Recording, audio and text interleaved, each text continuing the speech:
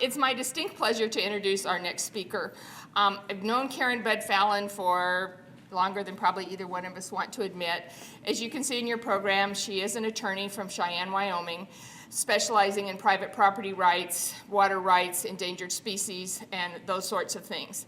I don't know if you've paid attention to the media over the last 18 months, but there's been a huge outcry in the popular media even about the equal access to justice and how environmental groups are being funded by your tax dollars.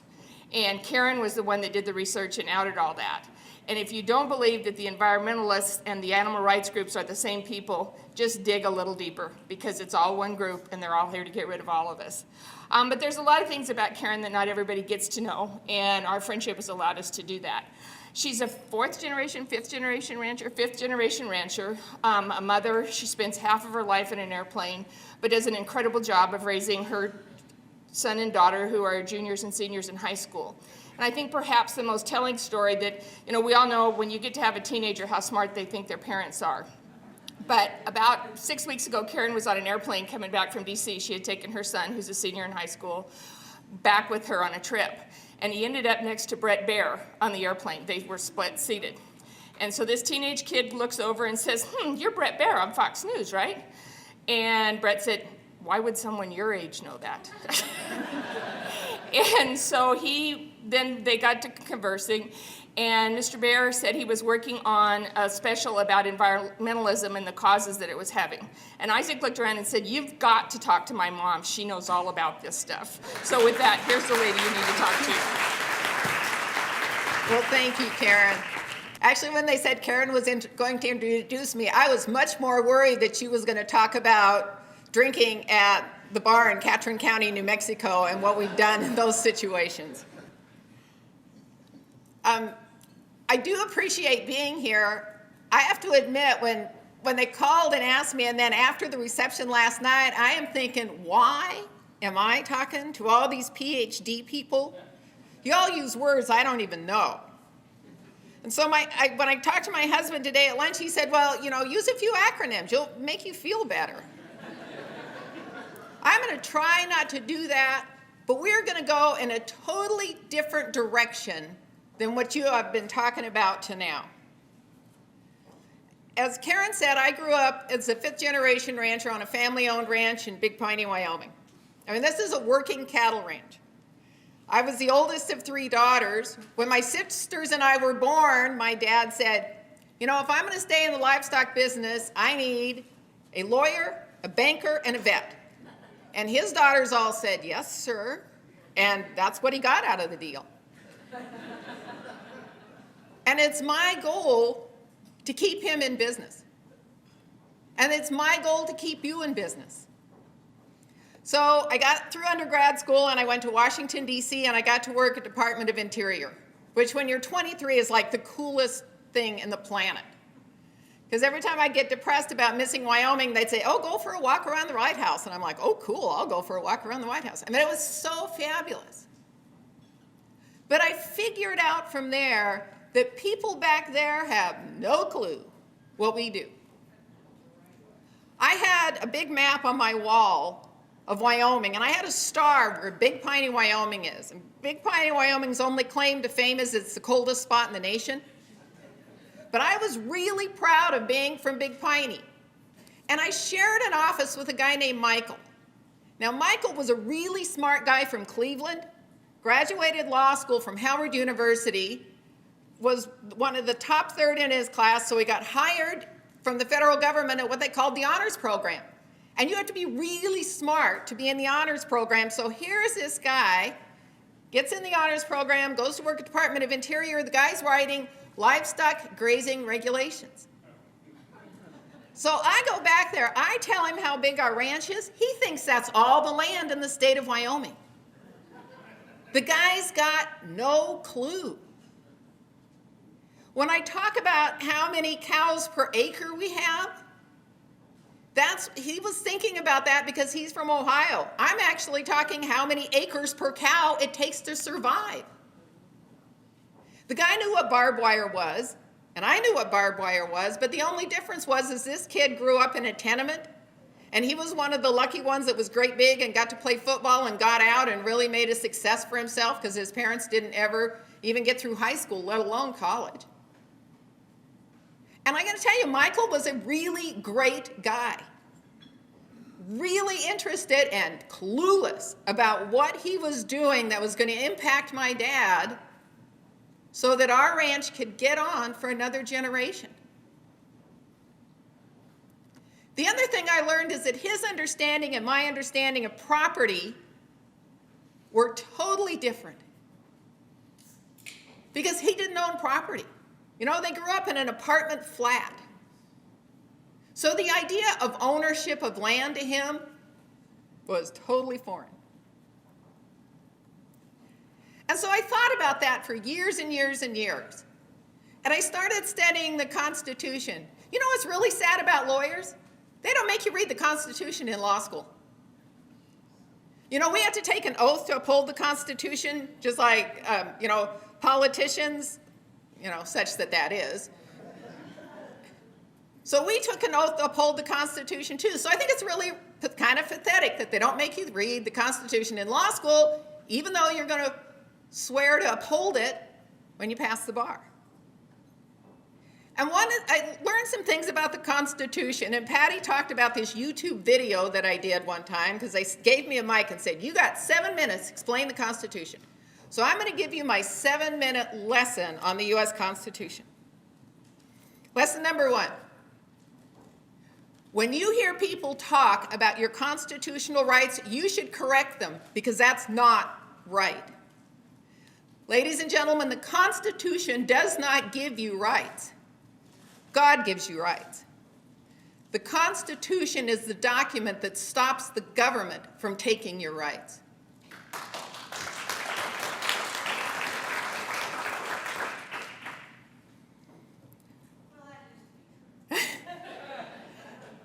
Number 2, when you look at the Constitution and you understand how this system was set up, the federal officials and state officials have to have a law or a document that allows them to do anything. But the opposite is not true. You do not have to have a law or a rule or a regulation that allows you to do what you need to do. And so when federal officials or state officials come on your property, you have the right, and you absolutely should say, by what statute or ordinance or regulation are you trying to govern me? And if they can produce one, that's great. And if they can't, you have the right to say, you are trespassing on my property and you should leave. And I think we should not be afraid to exercise that constitutionally guaranteed right. And I think in the United States, we've kind of got that flipped. You know, the federal government, our elected officials, the people that work for the bureaucracy are supposed to be serving us. We are not supposed to be serving them. But I'm telling you, if you live in a state where the federal government owns 90% of the land in that state, you are serving them. Because your entire livelihood depends on whether some local bureaucrat thinks that you can continue to graze your cows or cut trees or mine minerals off the federal land. And that mindset has got to change in this country. Third fact, you know, when the founding fathers were doing their thing and they were meeting in Philadelphia and they were talking about the Constitution, this foundation of our country. You know, when you think about the word Constitution, it means foundation. They could have easily called that document the foundation. And if you don't have a good foundation from your house is going to fall.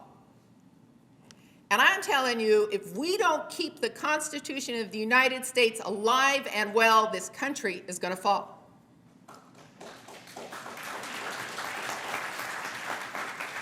We have to understand what that document is.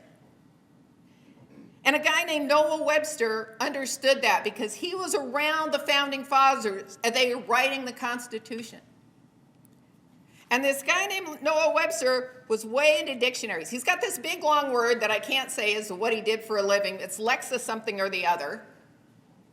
And he wrote the first American dictionary. But you know what? He did not write the first American dictionary so y'all could spell better. He wrote the first American dictionary to keep judges from changing the meaning of the words in the Constitution. He felt so strongly that that document was the foundation of a country that could survive forever. He wanted to make sure that our interpretations of those words remain true. And if you get a hold of one of the very first dictionaries published by Webster, it says in the front, this document is written so the words and the meaning of the Constitution will not change. And the fourth thing to remember is if you look at the Federalist Papers, if you look at why the Founding Fathers put this country together the way it did, if you look at the agreement to write the Bill of Rights and the whole purpose of the Bill of Rights, and you look at those requirements in the Bill of Rights, and when we think about the Bill of Rights, we think of gun ownership or the right to freedom of speech or the right to freedom of religion, and all of those are really important. But if you read the Federalist Papers, the Founding Fathers said that at the bottom of it all was the ownership of private property. And without the ownership of private property, your right to freedom of press, freedom to assemble, freedom of religion would be lost. We have to protect our right to own private property. And I don't care if you're talking about a 10,000-acre ranch or a 100,000-acre ranch or the dog in your kennel. It's your private property. And if we can't own that and protect that, we are going to lose every other guarantee we have in the United States Constitution. This fight is that important. Now, if you don't think that what you guys are fighting with HSUS and what we're fighting on the public lands with groups called Center for Biological Diversity or Wild Earth Guardians or Earth Justice, because the earth needs a good attorney, it is the same. And you know what it is? It's control. If those guys can control my ranch by controlling the ownership of my private property, if HSUS can control you because they can control how you raise and breed your animals, they have taken our private property. And they probably read more of the Federalist Papers than anybody else. Now, I'll tell you there's a couple ways that this is all working out. And what I've done for this talk today is I've taken like 4 speeches and I've smushed them all together into one. So if I jump around a bit, I'm sorry. And when I get sort of close to the end, y'all need to wave at me, because Karen and my children will tell you I get a little wound up and I will go on for 2 weeks. But think about some of the acts that we're dealing with now on the federal level. Let's talk about the Endangered Species Act. You know, the Endangered Species Act is a great example of a whole speech I have called What Happens When Good Laws Go Bad. If you look at the Endangered Species Act, it was passed when Nixon was president. When the Endangered Species Act was passed, we were worried about, and I quote, keystone American species. Right, wrong, or otherwise, Congress was worried that if we didn't have some sort of action, we could lose things like the bald eagle, or the grizzly bear, or the peregrine falcon. Wonderful American species that they felt like if we could federally protect, then they would be around for generations. Nice thought. Since the Endangered Species Act was passed, Nixon actually wrote a book that said out of everything he did in Washington, including Watergate, his biggest regret was signing the Endangered Species Act. Because when you look at the Endangered Species Act back then and protecting bald eagles, and you look at the Endangered Species Act now, you wouldn't even recognize it's the same thing. Because environmental groups, joined by HSUS and PETA, have figured out how to use it to control land. And I'm just going to give you one example. This example is called the giant Palouse earth-spitting worm. Now, when I first started doing this, I'd actually look at pictures of all these animals, because I kind of like animals. I mean, I don't have fancy animals like you guys have. We have 3 seriously mutt dogs who can't chase a cow and are worth totally nothing, except that they're really excited when they see you when you drive up at night. And it always makes me feel good, because not necessarily my kids are excited to see me, because they're in high school, you know. But the dogs are always so happy to see us. And we have 2 of the ugliest potbelly pigs on the face of the planet. And so recently I saw this thing. This just cracks me up. The Department of Transportation now allows you to take your potbelly pig on the airplane as a companion animal if you use it for emotional support. I am not making this up. This was a proposed regulation that the public is still considering by Department of Transportation under President Obama. Have you guys seen a potbelly pig? These suckers are ugly. 300 pounds. Can you imagine sitting on an airplane to Washington, D.C. with the potbelly pig sitting in the middle? Oh, and they smell. Oh my gosh, you can go, we let our potbelly pig sleep in the garage. I'm telling you, we are not, I mean, we love animals. It is pathetic. So the potbelly pigs sleep in the garage and they curl up next to each other. Oh, they love each other. They think they're slow dogs. So the kids will ride the four-wheelers and the dog will chase the four-wheelers, and then the potbelly pigs chase the four-wheelers. Snort every step. So I'm telling you, we like animals. So I'm looking at the Endangered Species Act list, and all of a sudden I see a proposed listing for the giant Palouse earth-spitting worm. So I looked this sucker up. You know what this thing is about? It can grow to up to a foot long. And it's kind of opaque. And the special thing about the giant Palouse earth-spitting worm is they say it smells like lilies and it spits dirt at its enemies. So I'm in the kitchen talking to my husband about this, and I'm like, what kind of enemies would an earthworm have? And my son is like, fish, Mom. Okay? And this giant Palouse earth-spitting worm lives up in the Palouse country of northern Idaho and Washington. This is all private land. And what they do on this private land is grow grain. They grow wheat and stuff for cereal. And these people are nuts.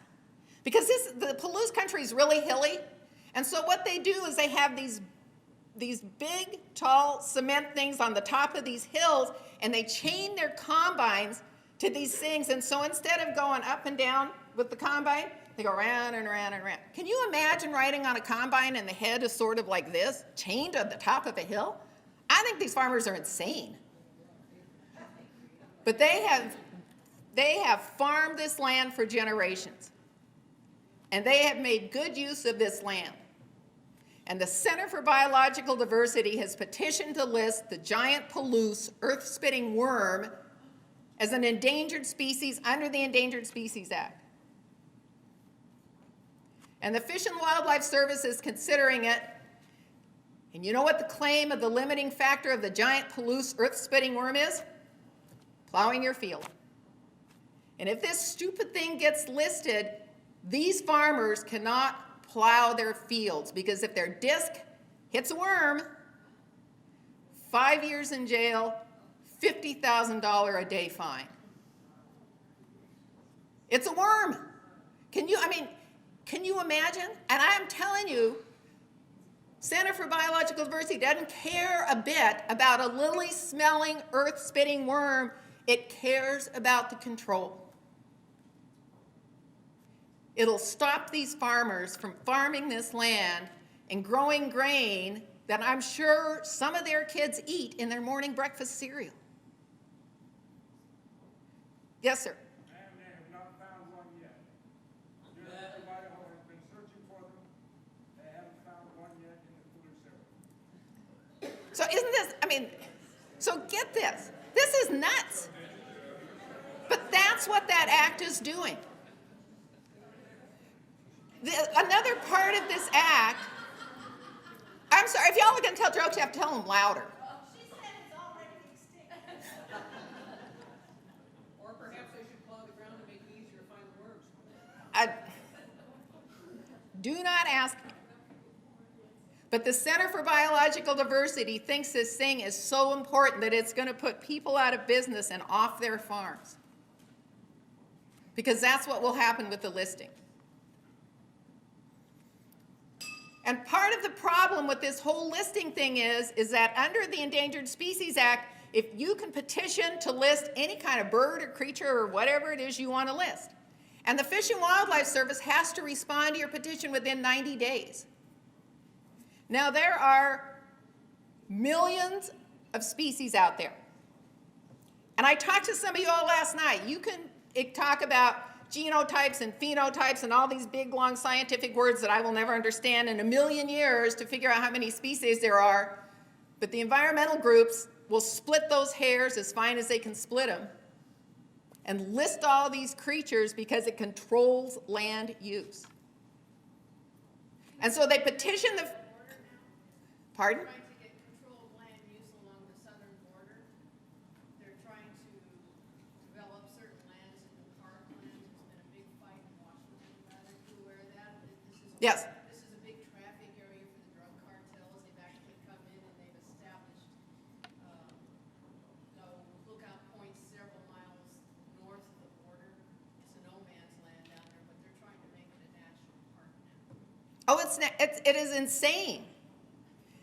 They're using the endangered. She was talking about what they're doing on the southern border with parks. You should see what they're doing with the jaguar critical habitat. You know, there's not ever been a breeding pair of jaguar in the United States. They are all in Mexico. And there you can look at the scientific literature till the blue in the face. And Karen Cowan can correct me if I'm wrong, but I believe that they've seen 9 errant males. You know, because males don't get along. They tend to wander around. Except my male. I can't get my male out of our property. He's building this barn. I doubt if I'll ever see him again. But anyway, so you've got these 9 males wandering through the southern United States. The Fish and Wildlife Service has been sued twice over the failure to designate critical habitat. The last time they said, screw it, we are going to designate because we've been sued so many times. They're trying to designate over half of New Mexico and Arizona as critical habitat for a jaguar, and there's not a breeding pair in the place. And in the process, all that land will be off limits to Border Patrol, to anybody that patrols for our safety. And it opens it up to drug cartels. There's been major problems down there. Major problems. I mean, are you starting to see how bad this is? So we have this deal where there's right now approximately 1,200 species on the endangered species list. It's taken 30 years to get 1,200 species on this list.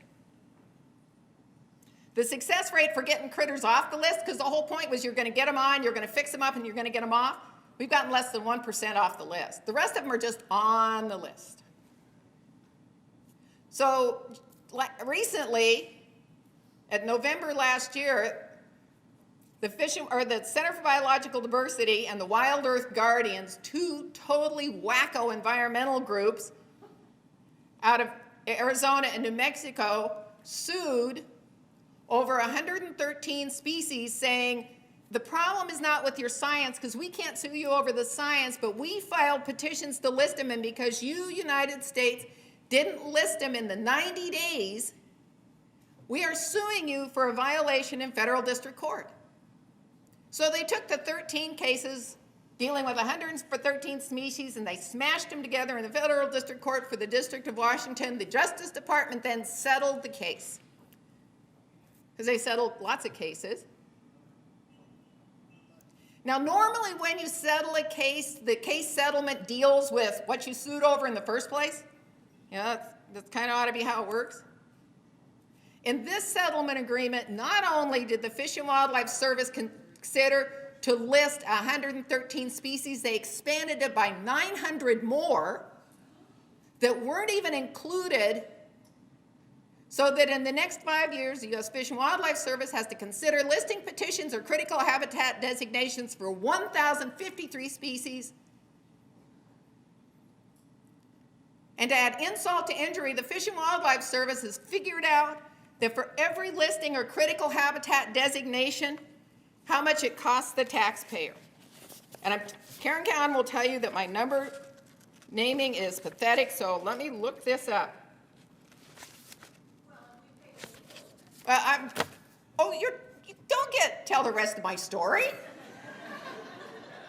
This is a great story. You have to let me tell my story.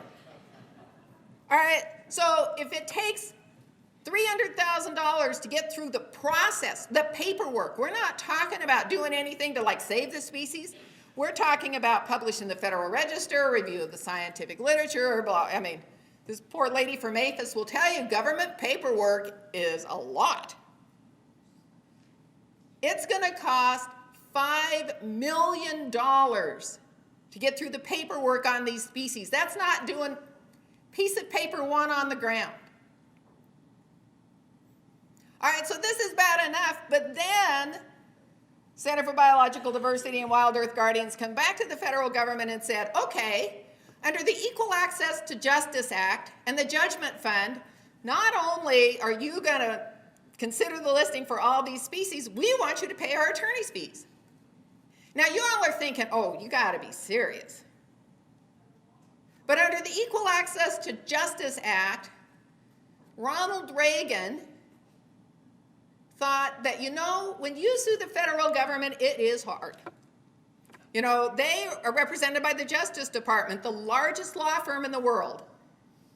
And citizens are only represented by their attorney, and you have to be in a special court, and you have to jump through all these special hoops. I mean, it really is hard to sue the federal government.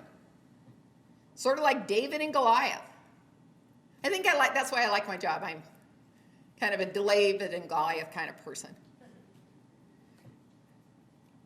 So under the Equal Access to Justice Act, if the federal government loses, and if they're not substantially justified in their position, so what that means is if the federal government takes the position, and they really had a good faith basis for it, but you beat them in court anyway, they're not going to pay your fees. I mean, so it really has to be some pretty egregious federal government act.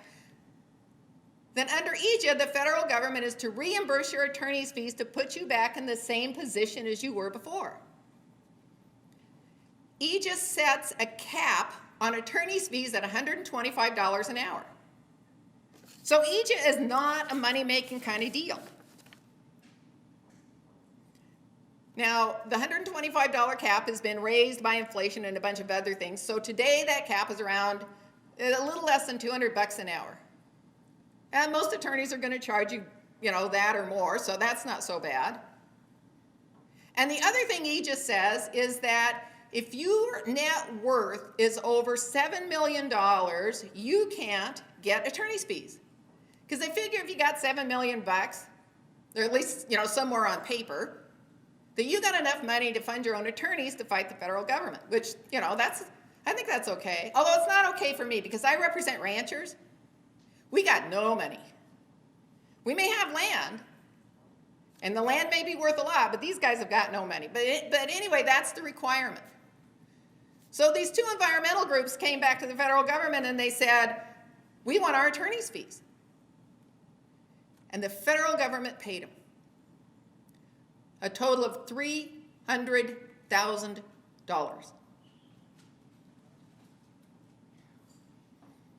Now let me tell you a little bit about these two environmental groups. These two environmental groups have a campaign going on, and if there's any grandmothers, I'm kind of embarrassed to say this, so don't listen. They give out wild animal condoms. Ask Karen. Because they believe that humans are the scourge of the earth and we have to cut down on the population. These groups believe that what we need to do is create animal corridors. Move citizens out of these corridors. They're going to do it by controlling land. And this is not, I am not some wild-eyed lunatic. Well, my kids think I'm a wild-eyed lunatic, but I mean, I am not some crazy woman telling you this. Look at their websites. I mean, these guys are very proud of what they believe. And they will tell you that. And they're so irreverent. One time, Karen Cowan and I were in federal district court. The head of Wild Earth Guardians got thrown out of a settlement meeting because he was so rude and obnoxious to a federal district judge. I mean, these guys wear black robes and stuff. I'm scared to death of these guys. But they don't care. And so they said, but we need to qualify under Egypt for this money. And here's why. The first thing they said was that, you know, that $7 million cap, that only applies to for-profit operations. And because we are a nonprofit operation, we should be able to get attorney's fees. And they're exactly right. If you're a nonprofit public interest group, no matter what your net worth, you can get attorney's fees. Sierra Club, net worth $56 million, according to the 2010 990s that they have to file with the IRS, gets attorney's fees. HSUS gets attorney's fees. PETA gets attorney's fees. Center for Biological Diversity, Wild Earth Guardians, these guys get their attorney's fees paid by the federal government. And then you know the $125 cap I was talking about, that's now up to a little less than $200. Now, if I'm an attorney representing a veteran, and I sue the federal government because there's some benefit that the Veterans Administration isn't giving me, and I win, I can get my attorney's fees back so that the veteran, you know, is in the same place as he was before. And I'm reimbursed around $200 an hour. And if I'm an attorney and I represent a Social Security beneficiary, and I have to sue the Social Security Administration because they screwed up on some paperwork, and I win, and I get my benefits for my client, I'm reimbursed at at about $195 an hour. And if I am Earth Justice, or if I am Advocates for the West,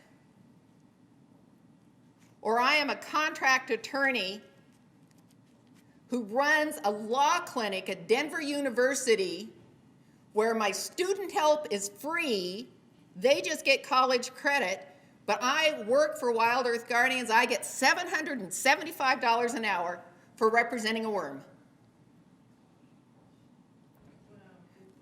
Because they have convinced the Justice Department that environmental law is a specialty.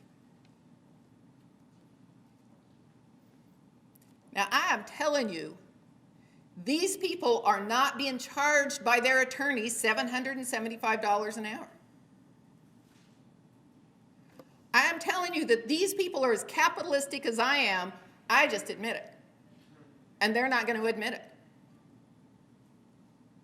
And if you want to know how some of these groups get funded, including HSUS, just go to the PACER system, which is a federal court docket system. You can look at all sorts of federal court cases on there, and start pulling settlement agreements between the federal government and these kind of groups for attorney's fees. And you're going to see attorney's fees of $775 an hour. You're absolutely right. And the other side of this is just like in other parts, HSUS lawyers are being hired by the Department of Justice. I'm not going to call on you anymore until I am done. I mean, I got to tell you, this is so frustrating. And so, like this, when I several years ago, I did a lot of litigation against the Energy and Natural Resources section of the Justice Department. And you'll find this really interesting because when I walked in here last night, I was talking to some people, and I think it was Bill, who kind of looks at me and he said, now I see that you did something for Lewis and Clark Law School. And he was pretty close to totally lynching me right then and there, because Lewis and Clark is like to the left of the left. And they have a law school clinic, and the attorney that runs the clinic where the kids get credit, not money, is the attorney for Oregon Natural Desert Association. And Oregon Natural Desert Association hates cows. And if you look at their website, they hate cows. They want to eliminate livestock grazing on public land. You know where Stephanie Parent, their latest person, came from, running Oregon and Clark Environmental Clinic, part-time attorney for ONDA, Energy and Natural Resources section of the Justice Department. And I can name all sorts of others. You know, out of all the law schools in the United States, there are 32 law schools with environmental clinics. You know how many of those clinics work on our side? One. We do have one, started 2 years ago. You're gonna love this, at Lewis and Clark.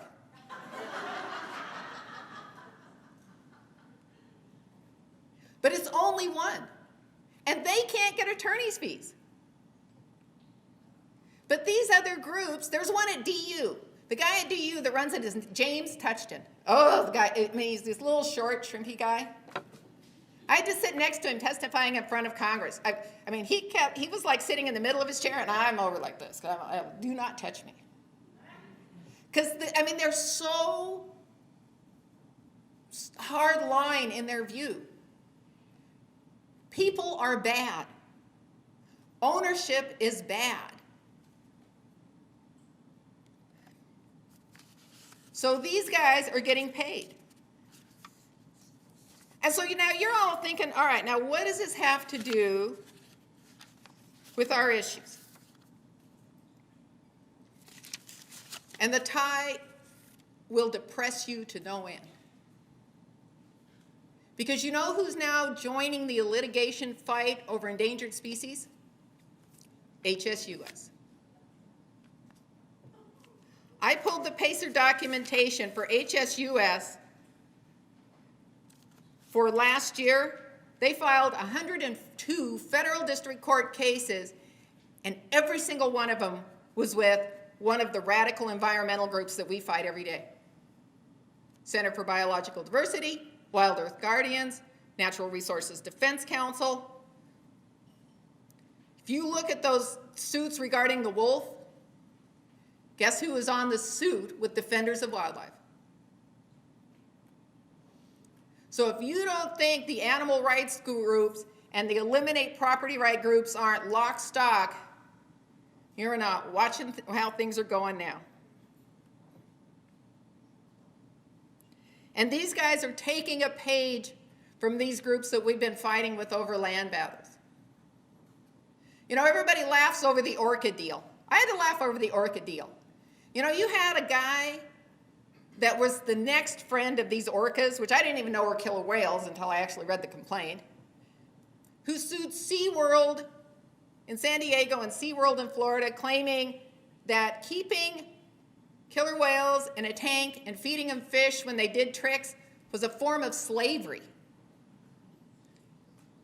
And so he filed a case in federal district court against SeaWorld under the 13th Amendment to the Constitution, claiming that these whales had protection under the Constitution. Now, I'm one of the attorneys that has read all the way through the Constitution. I don't see anywhere in there that it says animals have civil rights, but that was the argument that they made. And you know what's really sad? Is if I would have been that federal judge, I would have looked at it, I would have handed the complaint back to the attorney, and I'd have sanctioned him. Because you can do that. But they filed the case here in California, and the judge had to go all the way through briefing. He did finally dismiss the case, but you know what kind of a platform that gave these people? To talk about how these animals were social creatures and how we were hurting their feelings by keeping them. I'm telling you, my pigs are not hurt by us keeping them. These little pigs are perfectly happy, even though we don't call them companion animals. These are pets.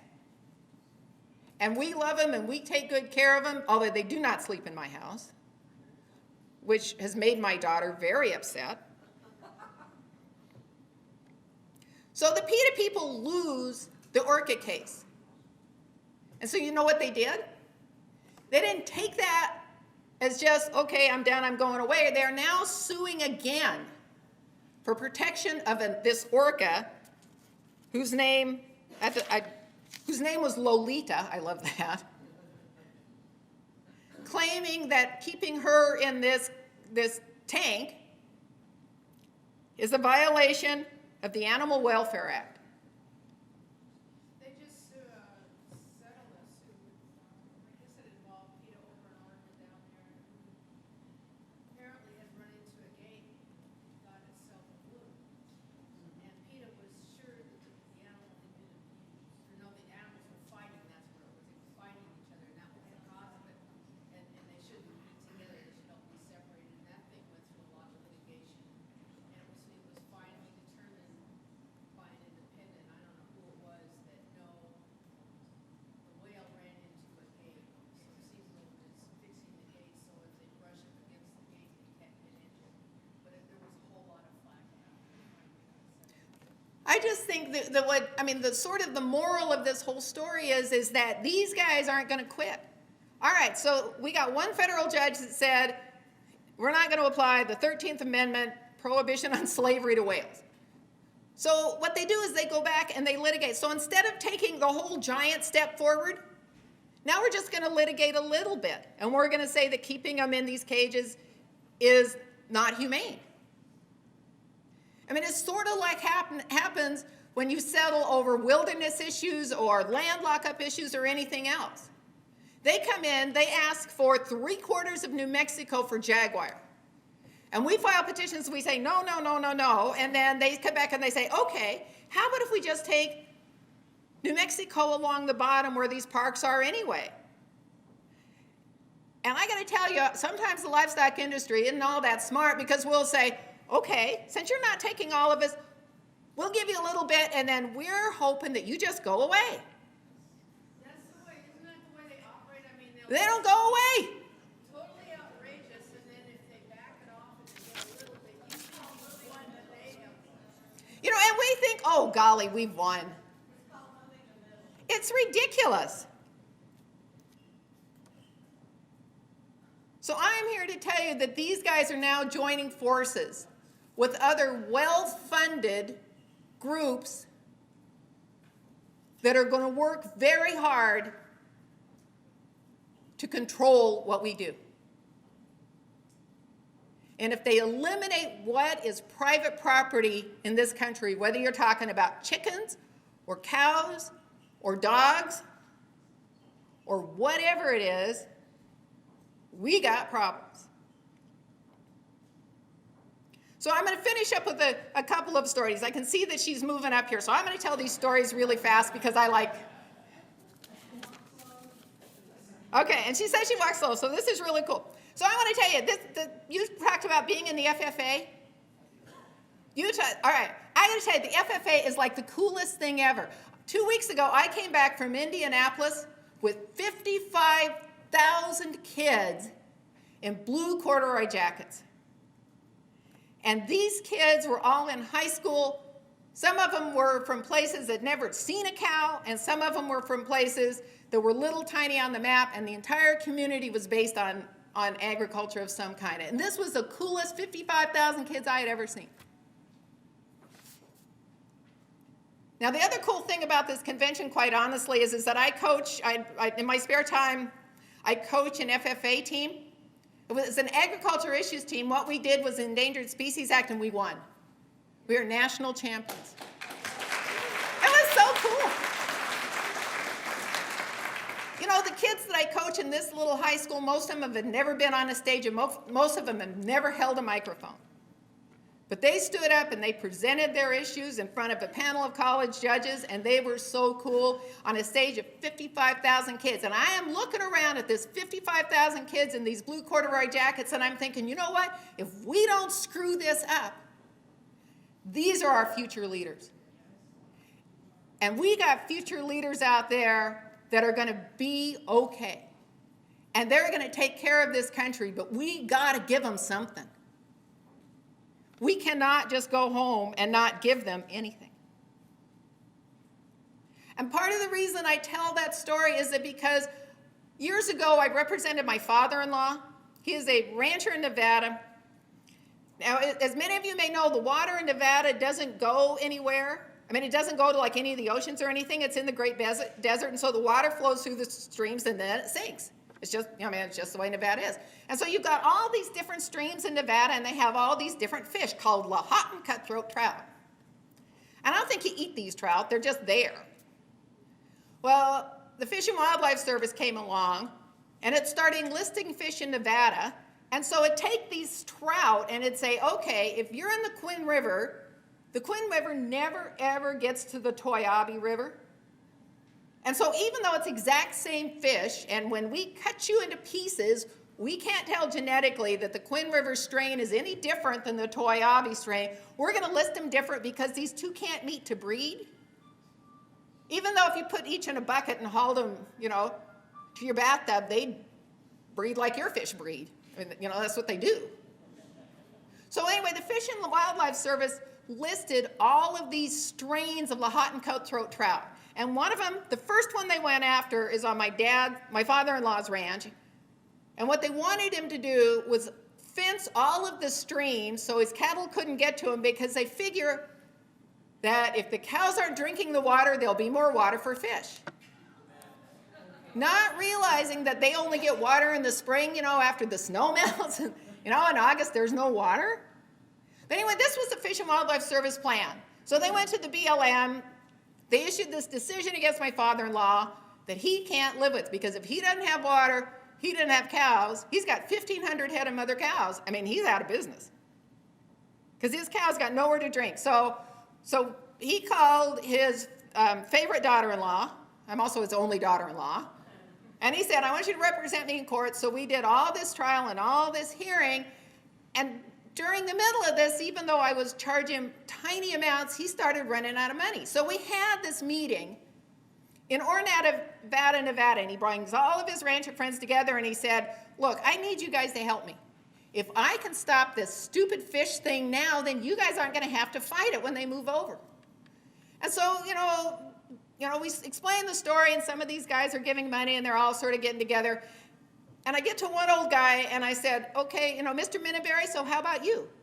He had a big sheep outfit, lots of public lands, on a different strain with his very own cutthroat trout. And I will never forget, as long as I live, this little old bent-up guy saying, you know, I think it's very interesting, but I'm kind of hoping the alligator gets full before he gets to me. I was so disappointed. This alligator isn't getting full. If we don't hang together, if the dog breeders don't talk to the cowboys who are talking to the sheep herders who are talking to the dairy guys, and I actually got to go to my first chicken barn. It was really fascinating. If we're not talking to each other and understanding our issues and working together, the alligator is going to eat us one at a time. And ladies and gentlemen, I am not willing to do that for the sake of a fifth-generation ranch and for the sake of two kids who are in high school who will graduate if I don't choke them first, because I want them to do whatever they want to do. And isn't that what you want for your kids?